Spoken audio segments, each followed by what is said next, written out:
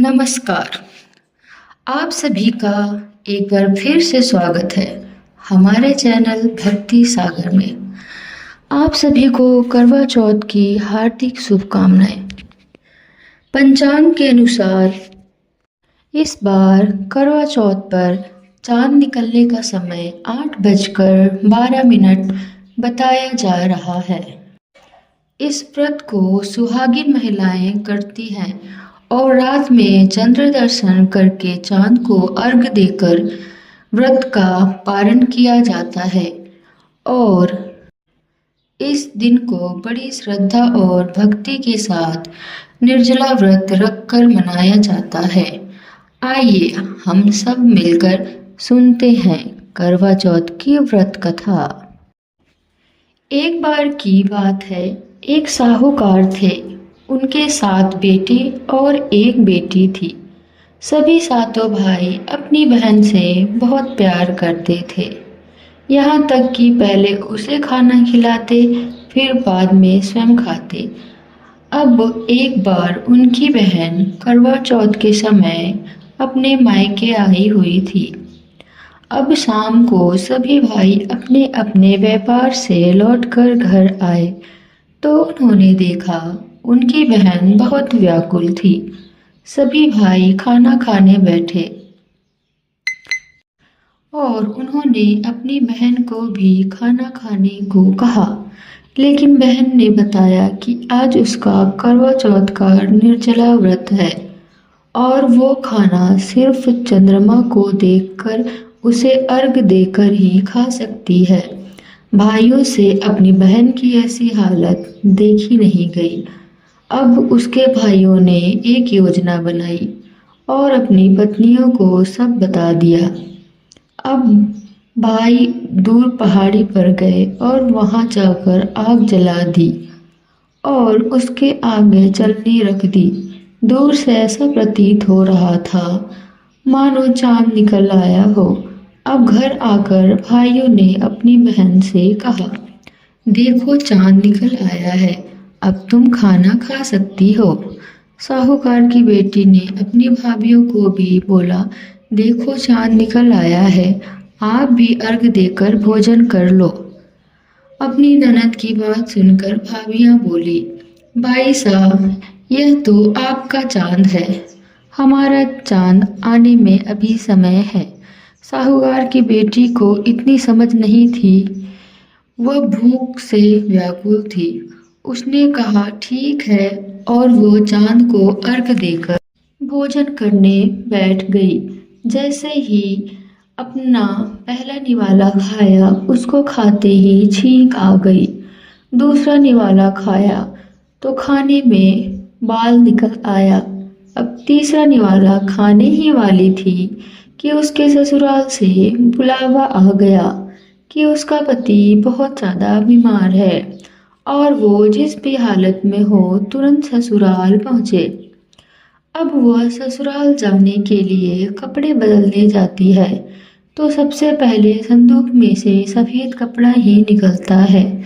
उसे देरी हो रही थी इसलिए उसने वही सफ़ेद कपड़ा पहन लिया। तभी यह देखकर माँ समझ जाती है कि कुछ ठीक नहीं है। वह घबराकर बेटी से कहती है कि बेटी, रास्ते में जो छोटा बड़ा मिले सबके पैर छूते जाना।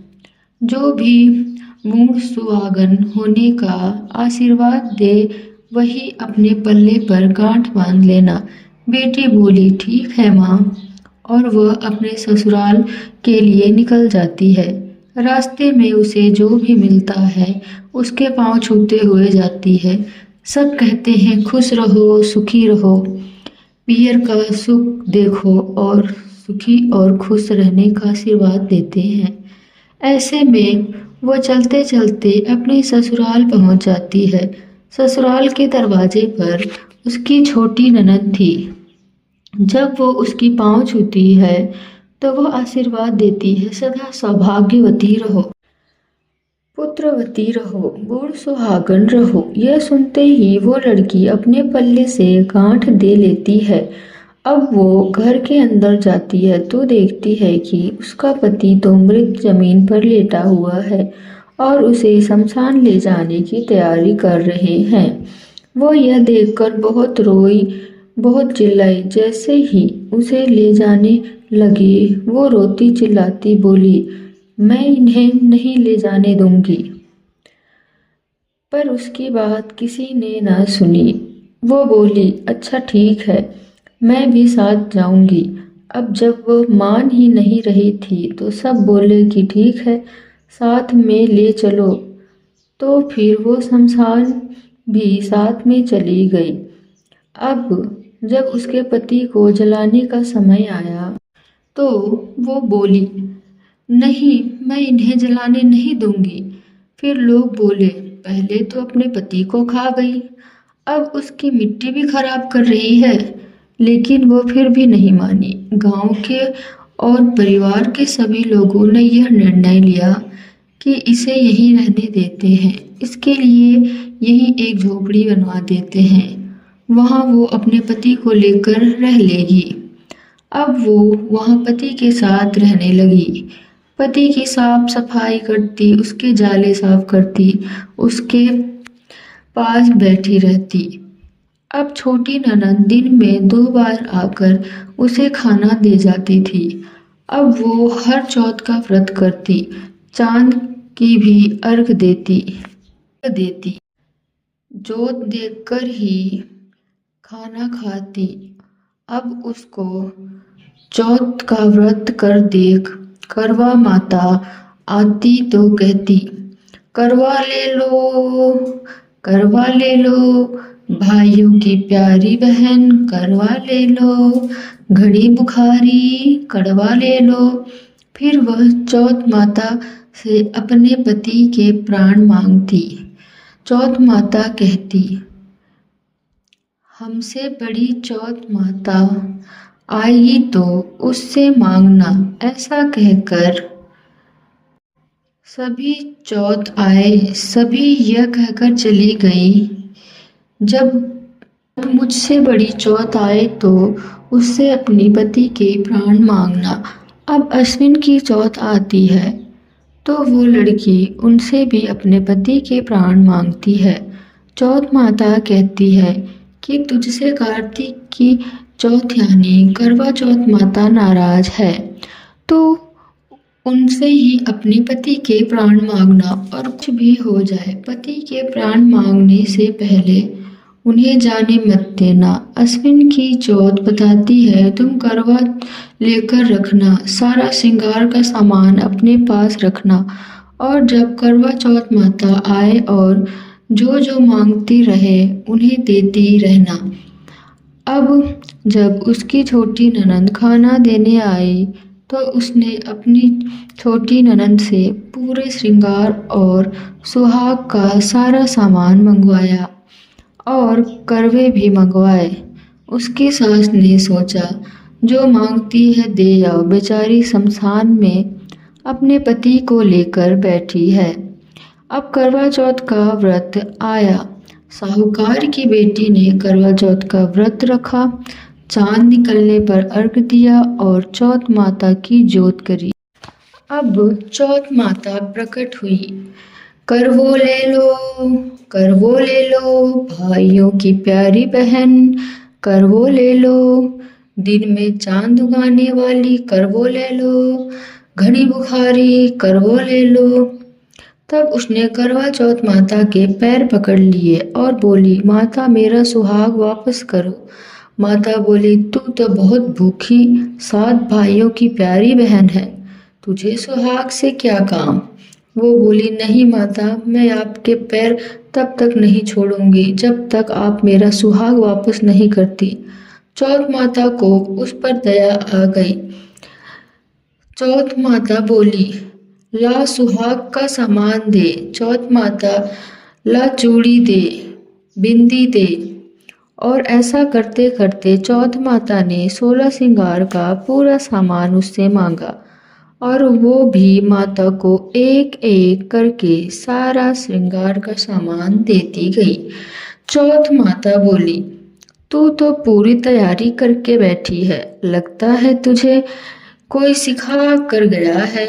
वो बोली, नहीं माँ, मुझे कौन सिखाएगा। चौथ माता ने अपनी आंखों से काजल निकाला, नाखूनों से मेहंदी निकाली, मांग से सिंदूर निकाला और चिटकी अंगुली का छींटा मार दिया। उसका पति जीवित हो गया।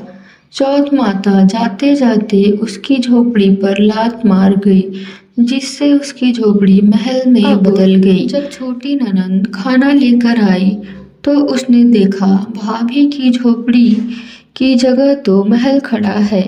अब ननंद को झोपड़ी मिल ही नहीं रही थी, पर उसने ननंद को देख लिया और वो दौड़ी दौड़ी अपनी ननंद के पास आई और बोली, देखो बाई साहब, आपका भाई वापस आ गया। घर जाओ और सासू माँ से बोलो गाजे बाजे के साथ हमें लेने आए। ननंद अपने भाई को जीवित देखकर हैरान हो गई और दौड़ी दौड़ी घर आई और बोली, माँ माँ, भाई जिंदा हो गया। माँ बोली, भाभी के साथ लगता है तेरा दिमाग भी खराब हो गया है। ननंद बोली, नहीं माँ, मैंने देखा है, भाई सच में जिंदा हो गया और भाभी ने बोला कि गाजे बाजे के साथ हमें बुलाया है। सभी घर वाले गाजे बाजे के साथ अपने बेटे को लेने पहुंचे।